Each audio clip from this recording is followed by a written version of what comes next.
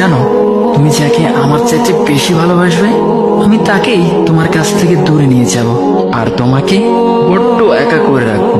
তিনি আরো বলেন, কখনো বলবে না যে তাকে ছাড়া আমি বাঁচবো না, কিন্তু আমি তোমাকে তাকে ছাড়াই বাঁচাবো।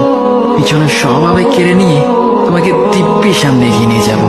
তুমি কি দেখো নি, ঋতুরাও যে 2 মাস পর পর বদলাতে থাকে, ছায়া দেওয়া গাছের পাতাও তো শুকিয়ে যায়, আর যখন সবর হারিয়ে ফেলে তখন ঝরে পড়ে।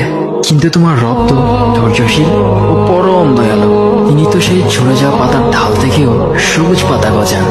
তুমি কি দেখছো না, তোমার স্রষ্টার এই নিদর্শন, যে মানুষটাকে তুমি নিজের জীবনের চাইতেও বেশি ভালোবাসতে, সেই মানুষটাও একদিন অচেনা হয়ে যায়, তোমার মন ভেঙে যায়, এমনকি বন্ধু শত্রুতে পরিণত হয়, আর খানিক সময় পর শত্রু বন্ধুতে পরিণত হয়। যে মানুষটাকে তুমি নিজের জীবনের অংশ ভাবতে, সে মানুষটাও প্রতারণা করে। বুঝি না, এত কিছু হওয়ার পরেও তুমি তোমার রবকে বাদ দিয়ে সেই মানুষগুলোর উপরই ভরসা করো, যারা তোমাকে প্রতিনিয়ত কষ্ট দিয়েছে।